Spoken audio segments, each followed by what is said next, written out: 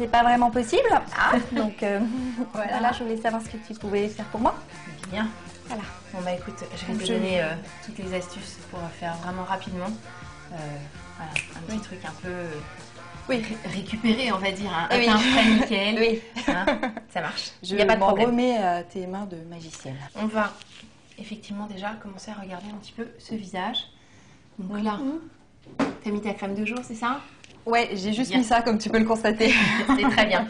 Comme ça, moi, je vais enchaîner en appliquant vraiment les produits qui vont être impeccables pour toi, que tu vas pouvoir appliquer mais vraiment tous les jours, sans aucun problème. Là, on va d'abord appliquer une base qui va te permettre d'avoir vraiment un maximum de luminosité. Moi, je vais te conseiller de l'appliquer au pinceau, tu vas voir, ça va encore plus vite. Donc, tu vois, on en prend un tout petit peu que d'un côté du pinceau. Là, c'est un pinceau vraiment spécifique à fond de teint.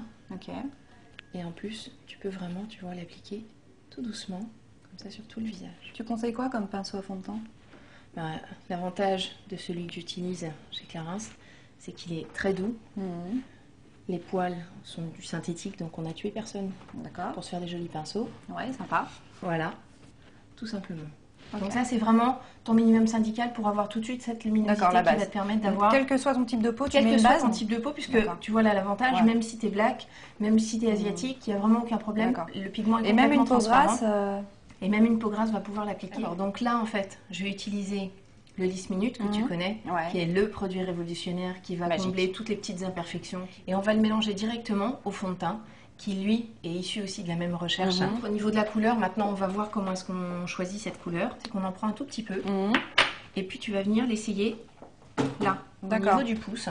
Pourquoi au niveau du pouce? Parce qu'en fait, tu t'es certainement rendu compte que si tu venais en fait l'appliquer ici, c'est trop bleu. Ta peau est tellement transparente qu'on voit les veines, donc c'est pas le reflet de ta peau.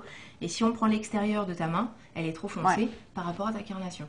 Donc là, la longueur du pouce, tu chauffes un petit peu le produit et tu vas te rendre compte que ça doit être la même couleur. L'avantage d'un mélange, c'est que ça t'évite de mettre plusieurs couches. On sait déjà qu'au niveau du soin, tu vas mettre ton sérum, tu vas mettre ta crème, tu vas mettre ton contour des yeux.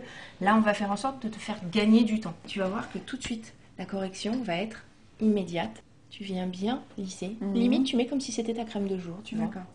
Alors, j'en mets exprès sur tout le visage, sauf au contour de l'œil. Parce qu'on va avoir des produits vraiment spécifiques pour le contour de l'œil. Tu vas voir des petites astuces pour que ça tienne bien. Alors, regarde là au niveau du résultat déjà.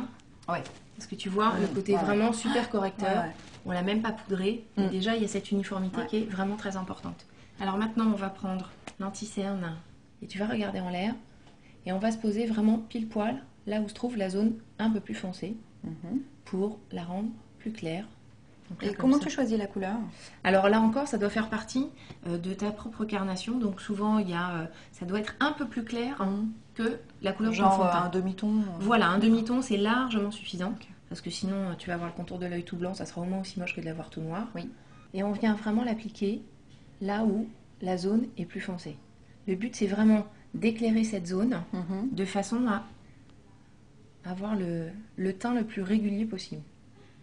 Je dirais même le jour où tu n'as pas envie de mettre de fond de teint, mais tu as des petites choses à planquer, et ben, tu n'es pas obligé d'en mettre partout, mais tu peux très bien l'utiliser même directement après ta crème de jour, le jour où tu n'as pas envie de mettre de fond de teint. Et donc tu poses bien l'anti-cerne après le fond de teint, pas l'inverse. Non, parce qu'en fait, si tu mets ton anti-cerne avant, le problème, c'est que quand tu vas mettre ton fond de teint, tu risques de déplacer ce que tu as fait comme correction, et du coup, il y aura beaucoup moins d'intérêt. Là, en faisant quelque chose de naturel que tu vas appliquer juste à la fin en petite touche, alors là, après, tu vois, du coup, tu as le résultat. Où on a le contour de l'œil qui n'est plus marqué. Attends, on dirait que j'ai fait The Grass Mat, je suis fraîche comme une rose. On dirait dimanche matin, et sauf qu'on est lundi et que ça se voit pas du tout. D'accord ?